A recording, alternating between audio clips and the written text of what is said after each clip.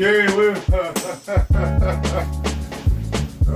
all right, what's up, everybody? Your boy Greg here from Punchingbagskunk Boxing Media Incorporated. How's everybody doing today? Yeah, we're gonna talk about today in this video. We're gonna talk about the big fight between Teofimo Lopez and your boy George Kambosos. My man. Big fight. But before we get to that, I just want to say, if you enjoy hard-hitting, old school boxing truth, you know what I mean? I'm going to tell you right now, hit the subscribe button right there, because that's what you're going to get here at Punchingbagskunk Boxing Media Incorporated. So yeah, I got to eat a little crow this morning. The menu on the menu this morning is crow, because I along with a bunch of other people picked Teofimo to knock out George Kambosos. So I was wrong. Hey, look, along with a whole bunch of other people. Listen, that's the beauty of boxing, that you never truly know. You just don't know. I don't care who you are. Look, you can be an amateur fighter, a professional fighter, a bender, trainer, promoter, just some jackass on the street. Nobody knows what's going to happen in the boxing match. That's the beauty of boxing, because it's suspense. You know what I mean? You never know the intangibles coming into a fight. There's things, there could be injury issues, guys get injured in camp, doesn't get to the press, and the fight, so there could be injury issues, could be family issues, something happens in the family, it could be an individual could be in no kind of shape, bad shape, could be physical condition. So there's a lot of factors that determine how a fight's outcome is gonna be. So it's like, but again, that's what makes boxing a wonderful sport. But anyway, Teofimo Lopez came out, and he, I get a lot of people were saying, including me. I said too. A lot of people said first round knockout. I said the second round. He was gonna stop in the second round. So he came out guns blazing. But I also said, if you go back to my video prior to the fight, I think the name of the video was Kambosos has dug his own grave or something like that. You go check it out. But in that video, I did say that one thing that scares me about this, because I was saying that obviously Teofimo was going to win, but I said one thing that scares me about this is that you could see that your boy Kambosos wasn't scared or intimidated or in awe or anything like that. I can do it. I can break it down right now. And you're lucky you're not fighting. I can fight tomorrow. You're lucky we're not fighting today. Because in reality, I'll put you in a fucking stretch. You wouldn't even make a weight. You wouldn't even make a weight, boy. Oh, hey, gentlemen, listen. Come on, man. I can't wait for you. You guys can fight June 5th. June 5th, gentlemen. Get it off. Let's get. No. Hey, come on. Come on, do it right. June 5th. You get it, June 5th. June 5th. You don't get paid to fight now. You get paid to fight June 5th. I'm gonna tell you something, man. You fight to be a fucking example of why I'm gonna put everybody on their ass. And you know what? I'm gonna put my foot up your neck. I'm taking all your belts. All right, go. You should be thanking me, my guy. You should be thanking me. You should be thanking me. Jerry, what did you do? Right there. My team got this far for you, boy. My team. You're promoted on this. I know. We have questions from the media. We have questions. Can we have a seat, guys? The media from around the world wants to talk. I ain't gonna touch you. All right, June 5th. Hey, Teofimo, thank you. Let's sit down. The media has questions to ask. It's obvious you're both in impeccable shape, but you guys don't get paid to fight right now. Like this, man. That's when you get paid. Say like this, man. Just be there June 5th. Hey, and you missed your flight yesterday, boy, so you be there. Don't miss the flight to the fight. The rest. Yeah. All right, gentlemen. Well, it's obvious that tensions are boiling over. Can you imagine what it's going to be like June 5th? Jerry Milani, questions from... You see that he meant business. It's kind of funny because if you go back to the Teofimo Lopez Lomachenko fight, go back and look prior to the fight, the build up, and you'll see that Teofimo had that same fire in him. Like, he wasn't impressed with Lomachenko. He didn't care. That's what it takes to be from a good fighter to a great all-time fighter. You gotta do things like this, and we spoke about this for a while now. Why am I gonna go back on my word? You know what I mean? I talk like I said, I talk the talk and I walk the walk. And I believe that I can, and I know I will, become undisputed world champion. There has been a lot of talk. Coming up next, we're going to dig into the seed that was planted for the trash talk leading up to this fight. More Loma and Lopez live from Vegas when we come back. That's what I call that fire. That's what I'm talking about. That's why I tell you guys all the time about all that tapping gloves. Hey, good shot, guy. And all that fencing that people are doing. You know that. Everyone knows that style. I don't like that fencing. Well, that nonsense. But anyway, that's a fire. That's the eye of the tiger. You know what I mean?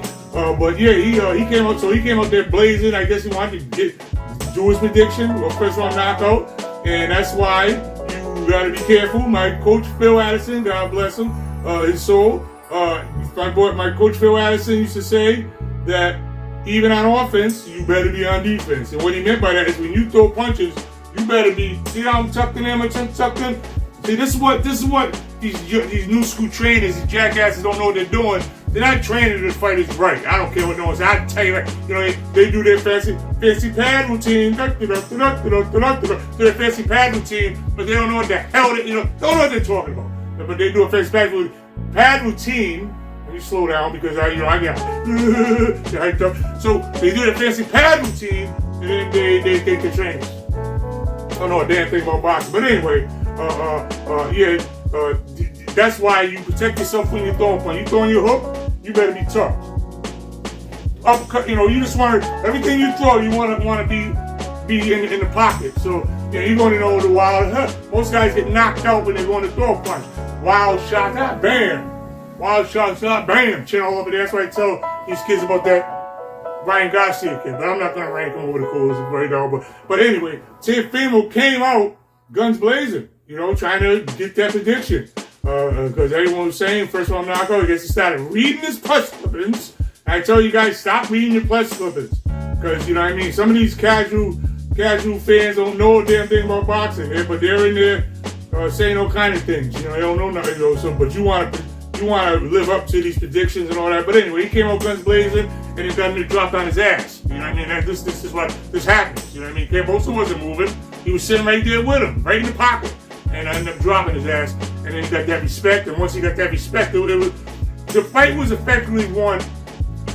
The fight was effectively won by Kambosos after the knockdown, because after the knockdown, Teo, it was deflated. They like to say that, and I'm not saying this is Teo because he's not really a devastating puncher. He's a good puncher, but he's not one of them knockout one punch.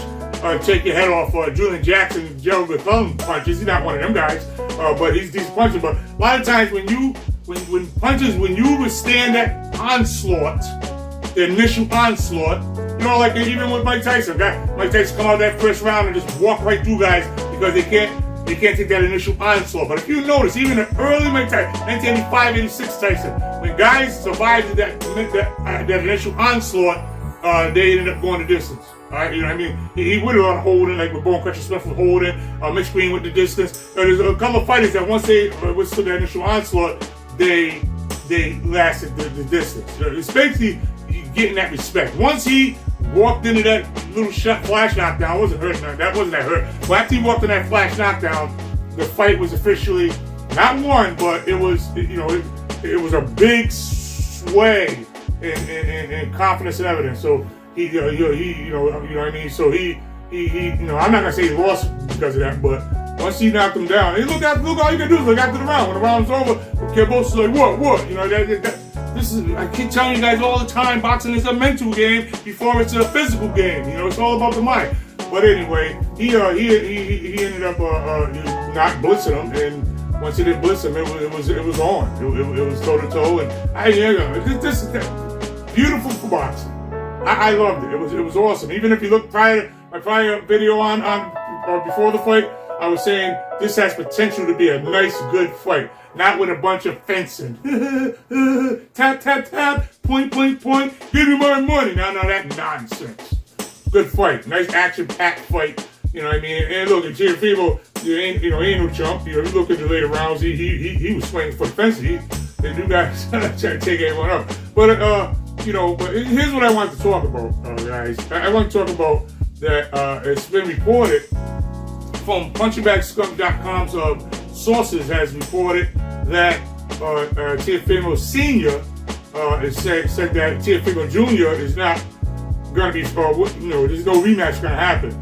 That he's moving up to 140 to fight Josh Taylor, and that's the source for that news is Punchingbagskunk.com, and also BoxingNews24.com has also reported that Senior has said that he's moving up to 140 to fight Josh Taylor instead of a rematch with your boy with Kambosos, ferocious Kambosos. I like that name, that dope name. But then the Punchingbagskunk.com's sources has also reported that Kambosos has offered a rematch to Teofimo in Australia. You know what I mean? Now you're talking a packed stadium, 80,000 people. They're always talking about money. You know what I mean? About money, but if you're talking about just strictly money, then you go to Australia and you fight the rematch. You know what I mean? In front of 80,000 people and make your money and boom, there it is. But I guess Senior maybe he's drained. See, you never know what's going on behind the scenes. So maybe he's drained. You never know. Maybe he had to drain himself to get to the weight. Because he did look. I'm not making excuses, so don't be coming in the comments with the nonsense. I'm just saying, okay? Gotta put disclaimers out there for these jackasses. You know what I mean? But they're saying, somebody was, the people were saying that he looked at drained. He looked at just drained. He could have overtrained or whatever. But you never know what happened, like I said, before the fight. But yeah, he should go over there and fight the rematch. But the danger with that is that, if he loses the rematch, then he's almost relegated to, I don't want to say journeyman, but you lose twice. Boxing public is fickle. You know what I mean? They give up on you quick. So if he lost twice, he'll be, he could be in a zone that, see, the thing is with boxing, fans are fickle. So they'll forget about all these great fights that they had prior to that. Because that's just how the public is these days. There's no loyalty. They're jackasses. But I'm not gonna get on a rant about that. About new school, old school, all that nonsense. But yeah, so he will be all done. But look, you gotta look at it this way too. Hypothetically speaking, if he does go fight Josh Taylor at 140 and he loses to him, same boat. So you might as well go make the money with the rematch with him. Look at all the money Deontay Wilder made with Tyson Fury, and he basically got his ass whooped all 3 times. I don't care what you say, Deontay Wilder fans, shut your mouth. I don't want to hear it. He got his ass whooped 3 times. The bottom line is the bottom line. He lost the first fight. He dropped him in the last round, but he really lost on 5 points. I gotta say it. And Deontay, I like Deontay Wilder. If you go back to my videos, Punchingbagskunk YouTube channel, and search it up, got plenty of videos on the Tyson Fury, Deontay Wilder trilogies and all that. And I picked him to win pretty much every time. And I got wrong all 3 times. I really thought he was gonna win that rematch. But the first fight, I picked him and he won, but I don't think he really won. I'm just being real. The second fight, I picked him definitely to win, and he got stopped.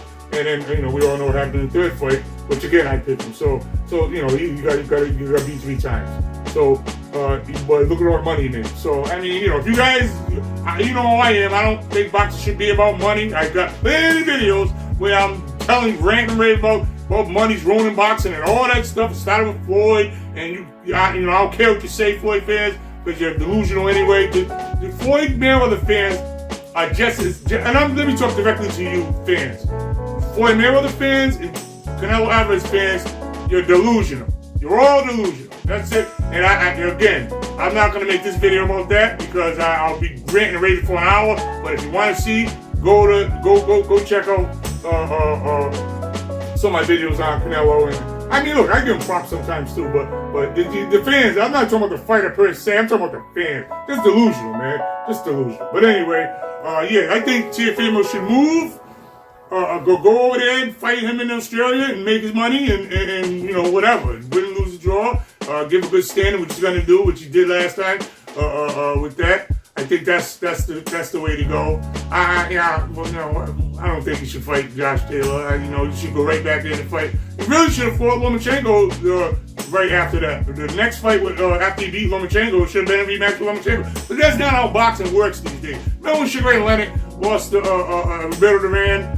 What was his next fight? Right back in the ring. Not even long. Not like these guys today. They take a whole year before they could jump back in the damn ring again. Sometimes I just can't resist jumping on the new school. Just jackasses. But anyway, the Sugar Leonard came right back and forth.